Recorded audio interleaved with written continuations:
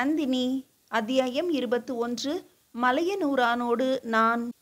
வயதாகிவிட்டது. முன்பு போல இயலவில்லை என்ற காரணத்தால் இப்போதெல்லாம் நந்தவன தோட்டத்தை பராமரிக்கும் பணிக்கு தந்தை செல்வதில்லை. அதற்கு பதிலாக பழையாறை விண்ணகர கோவிலில் பூஜைகளுக்கான பொருட்களை தேர்வு செய்வதற்கும் பூஜையின் போது உதவியாளராகவும் பணியமர்த்தப்பட்டிருக்கிறார் என்ற தகவல் 2 நாட்கள் கழித்தே தெரிய வந்தது எனக்கு. இது மிக நல்லதாக போயிற்று. அங்குதானே 10 நாட்கள் கழித்து மலையனூராரை வர சொல்லியிருந்தோம் என்பது நினைவுக்கு வர, மறுநாளே தந்தையோடு நானும் வருகிறேன் உங்களோடு என அடம்பிடித்து புறப்பட்டு விட்டேன். அதிக கூட்டம் வராத கோவில் இது. விசேஷ நாட்களை தவிர மற்ற நாட்களில் பூஜை நேரம் தவிர்த்து வெறுமையாகத்தான் இருக்கும். அதன் காரணமாகத்தான் அங்கு வர சொல்லி இருந்தேன் மலையனூரானை. தந்தையோடு காலையிலேயே புறப்பட்டு மாலை வரை அவரோடே இருப்பேன். அவருக்கு தேவைப்படும் உதவிகளை செய்து கொண்டு மலர்கள் தொடுத்து கொண்டும் அபிஷேகத்திற்காக குடங்களில் நீர் நிரப்பிக்கொண்டும் அங்கிருக்கும் மற்ற அந்தணர்களிடம் பெருமாளின் அவதார புராணங்களை கேட்டும் நாட்களை கடத்தி கொண்டிருந்தேன். என்னுடைய இந்த மாற்றங்களை கண்டு தந்தை மிகவும் மகிழ்ச்சி கொண்டார். அதை அண்ணன் திருமலையிடம் அவ்வப்போது கூறி சந்தோஷப்பட்டு கொண்டார்.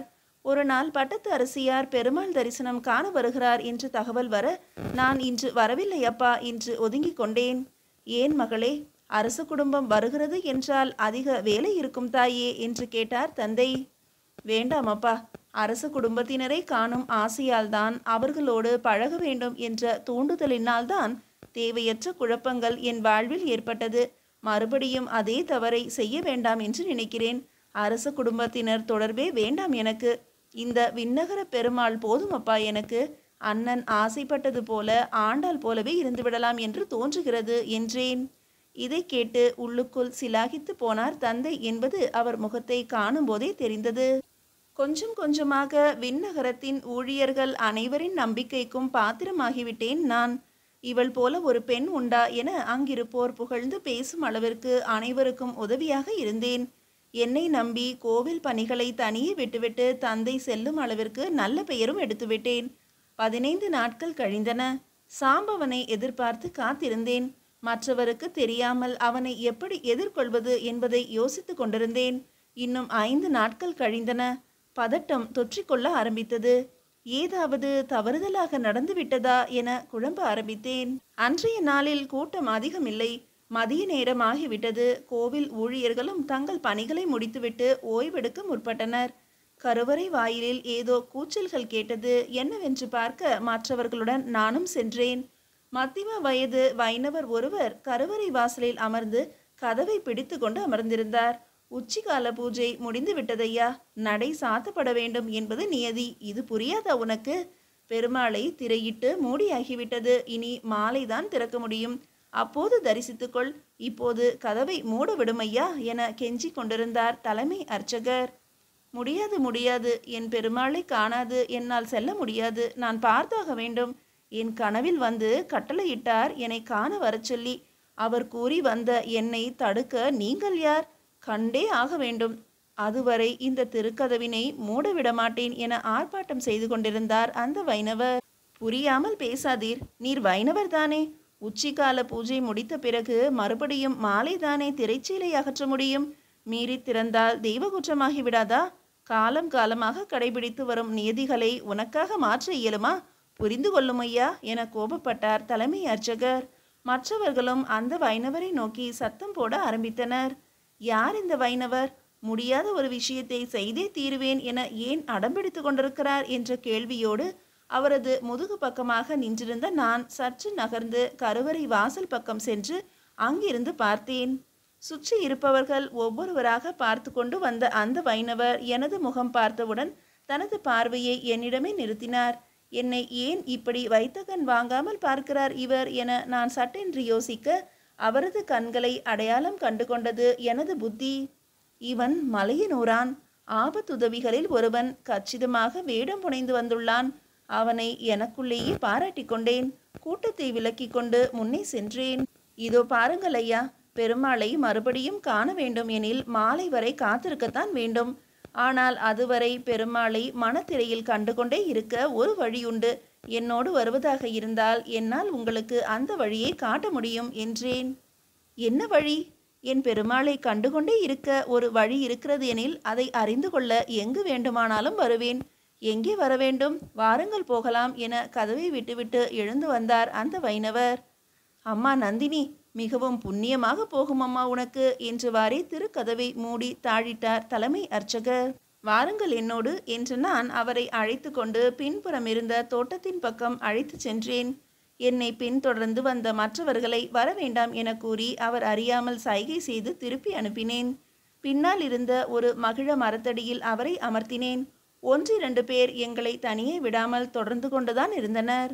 இதோ பாருங்கள் வைணவரே, பெருமாளை கண்டு தரிசிக்கும் அதே நிறைவு பெருமாளின் லீலைகளை அவர்தம் திருவிளையாடல்களை கேட்பதிலும் உண்டு. அவற்றை கேட்டு உள்ளுக்குள் பெருமாளை தரிசிக்கும் போது காணும் நிறைவு நேரில் காணும் போது கூட கிடைக்காது என்பார்கள் பெரியவர்கள். இப்போது நான் அவரின் அவதார கதைகள் ஒவ்வொன்றாக உங்களுக்கு கூறுகிறேன். எத்தனை முறை கேட்டாலும் சலிக்காதவை பரம்பொருளின் லீலைகள்.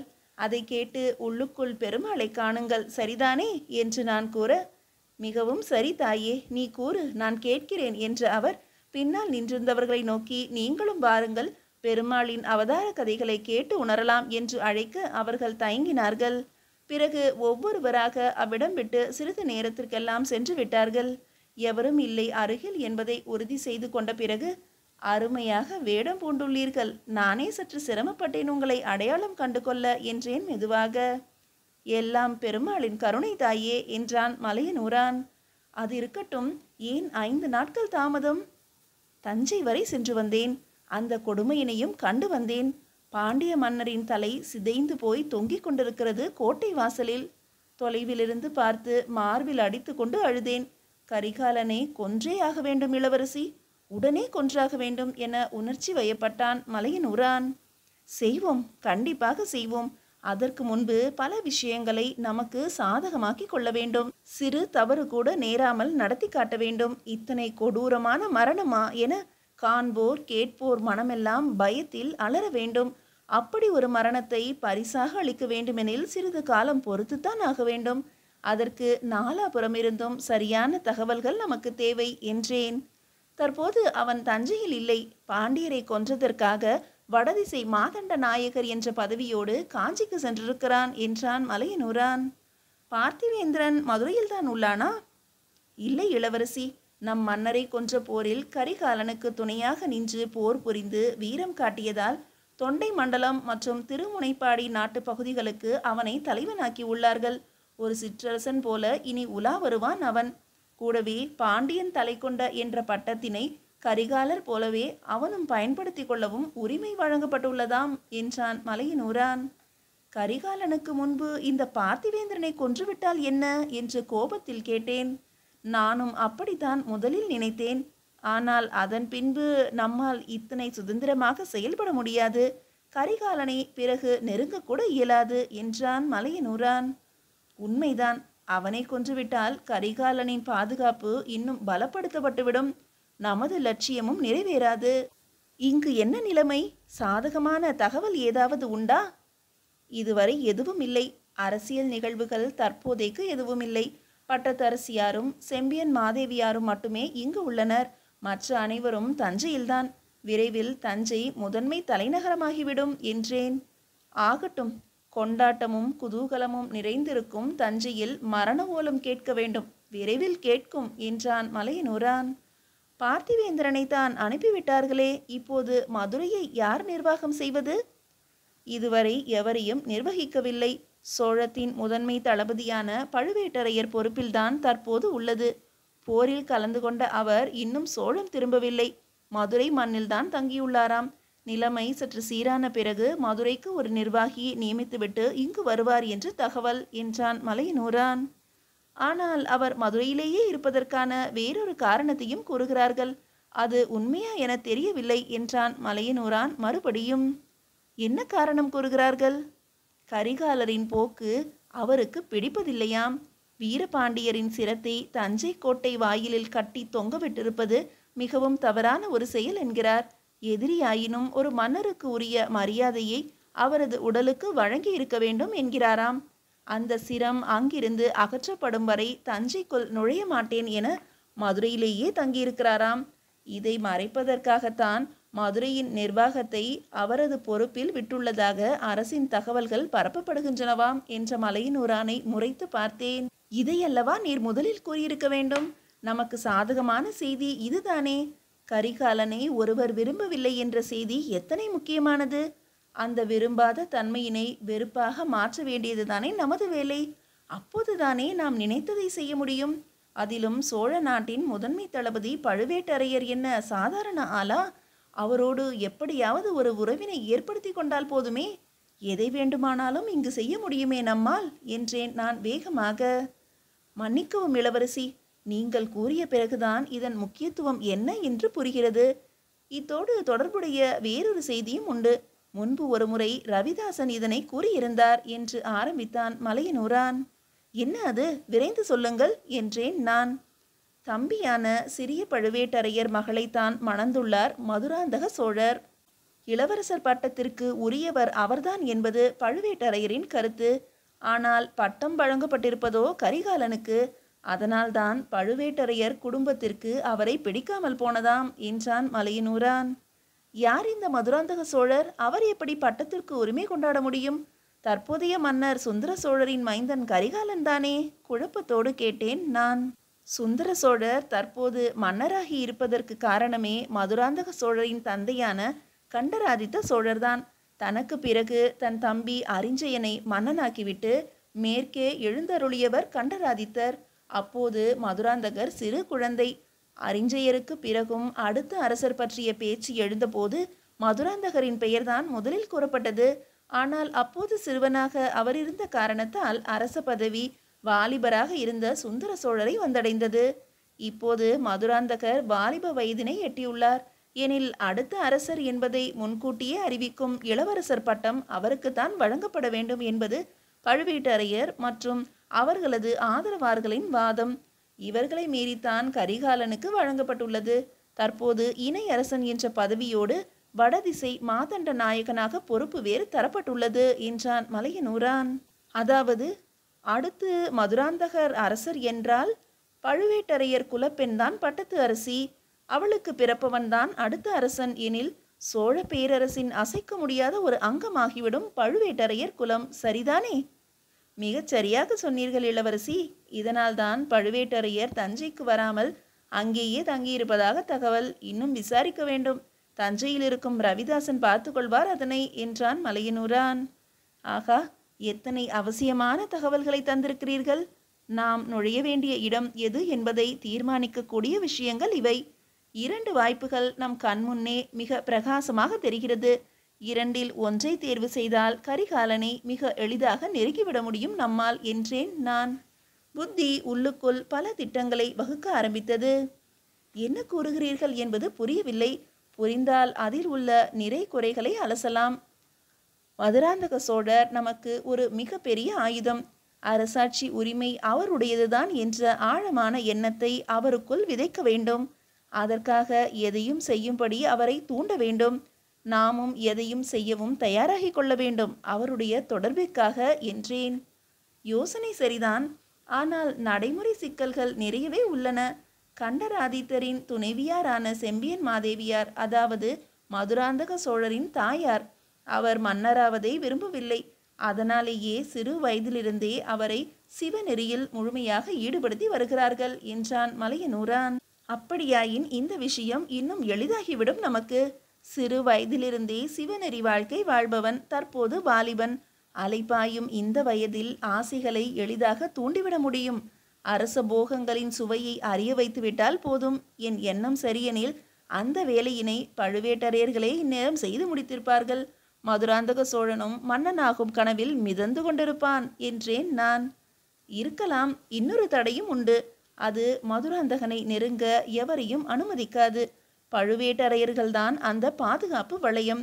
அவர்களை தாண்டி எவருமே தொடர்பு கொள்ள முடியாது மதுராந்தக சோழனை என்றான் மலையனூரான். உண்மைதான். அடுத்த அரசனாக அமர்த்த நினைத்திருக்கிறார்கள் அவனை எனும்போது எவருமே நெருங்காமல் பார்த்து கொள்வார்கள் பழுவேட்டரையர்கள்.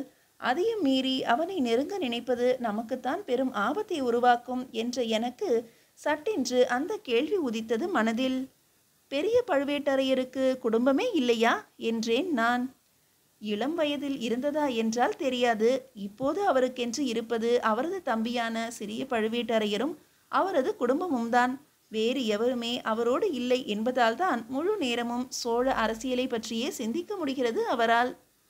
என்ன வயது இருக்கும் பெரிய பழுவேட்டரையருக்கு? 60 தொட்டிருக்கலாம், அல்லது அதற்கு அருகில் இருக்கலாம். நல்லது, அவரைத்தான் நெருங்க முயற்சிக்க வேண்டும். அது மட்டும் நடந்துவிட்டால் சோழத்தின் எந்த ஒரு நகர்வினையும் நம்மால் தீர்மானிக்க முடியும் என்றேன். எப்படி இளவரசி, என்ன செய்வதாக உத்தேசம்? நான் கூறிய பதில் அவனை அதிர வைத்துவிட்டது என்பது அவன் முகம் போன போக்கிலேயே தெரிந்தது. வேண்டாம் இளவரசி, உங்களின் ஒட்டுமொத்த வாழ்க்கையும் பாழாகிவிடும். இவ்வளவு பெரிய தியாகம் வேண்டாம். வாழ்க்கையே ஒரு கேள்விக்குறியாகிவிடும் அபாயம் உள்ளது. எள்ளி நகையாடுவார்கள் உங்களை என பதறினான் மலையனூரான். இப்போது மட்டும் என்ன? நீங்கள் எதெல்லாம் நடக்கும் என்று கூறினீர்களோ அதெல்லாம் நடந்து கொண்டேதான் இருக்கிறது. இப்போதும் அதனால் அது பற்றிய கவலை எனக்கு இல்லை. கரிகாலனை கொல்ல எதுவும் செய்வோம் என நாம் சூளுரை எடுத்த பின்பு வாழ்க்கை மட்டும் என்ன அதற்கு விதிவிலக்கா? சோழத்தின் முதன்மை தளபதி நம் கைக்குள் இருக்கிறார் எனில் சற்று யோசித்து பாருங்கள், என்னவெல்லாம் செய்ய முடியும் என்று. எனவே இந்த முடிவில் மாற்றமில்லை. என்னுடைய இந்த நடவடிக்கை பழுவேட்டரையரை நெருங்க நான் அமைக்கும் வியூகம். நம்மை சேர்ந்தவர்களுக்கு ஐயம் விளைவித்துவிடக்கூடாது. எனவே இன்றே நீங்கள் புறப்படுங்கள். உங்களின் சகோதரர்களுக்கும் தளபதி பஞ்சவன் பாரியாருக்கும் இந்த செய்தியை தெரிவித்து விடுங்கள். சரியாக ஒரு திங்கள் கழித்து நாம் இதே கோவிலில் சந்திப்போம் என்றேன். ரவிதாசன் அகமகிழ்வார் இதனை கேட்டால். உங்கள் மீது எங்களுக்கு சிறிது ஐயம் இருந்தது உண்மைதான். ஆனால் இப்போது நீங்கள் கூறிய திட்டத்தினை கேட்ட பின்பு ஐயம் கொண்டதற்காக நான் வெட்கப்படுகிறேன் இளவரசி என்றான். பரவாயில்லை, எதையுமே உடனுக்குடன் நம்பி விடுவதும் தவறுதானே. ஒரு விஷயம் கேட்க சொன்னார் பரமேஸ்வரன் என்றான். என்ன, சொல்லுங்கள். ஒருவேளை கரிகாலன் ஏதாவது ஒரு தருணத்தில் எதிர்பாராமல் நம் எவரிடமாவது சிக்கிக்கொண்டால் என அவன் முடிக்கும் முன்பு, யோசிக்காது கொன்று விடுங்கள். நாம் நினைத்தது போல வெட்டி கூறு போடுங்கள். எவருடைய அனுமதிக்காகவும் எவரும் இந்த விஷயத்திற்காக காத்திருக்கவே வேண்டாம். அதே போல நம்மில் எவர் சிக்கிக்கொண்டாலும் தாமதிக்காது உயிரை விட்டுவிடுங்கள். எதிரியின் எந்த ஒரு கேள்விக்கும் நம்மில் எவரிடத்திலிருந்தும் விடை கிடைக்கவே கூடாது என்ற எண்ணை திகைப்போடு பார்த்தான். கைகூப்பி வணங்கிவிட்டு எழுந்து புறப்பட்டான். நாளை மாலைதானே புறப்படுவீர்கள்? நடுவில் எதற்கும் என்னை ஒருமுறை வந்து பார்த்துவிட்டு செல்லுங்கள் என்ற என் குரலை காதில் வாங்கியபடி நடந்து கொண்டே இருந்தான் என் பார்வையிலிருந்து மறையும் வரை. எப்படி நெருங்குவது பெரிய பழுவேட்டரையரை என எனக்குள் தீவிரமாக யோசிக்க ஆரம்பித்தேன். காலமோ அதற்கான ஒரு வாய்ப்பை எனக்கு உருவாக்கி தந்தது. மீதியை அடுத்த அத்தியாயத்தில் காணலாம்.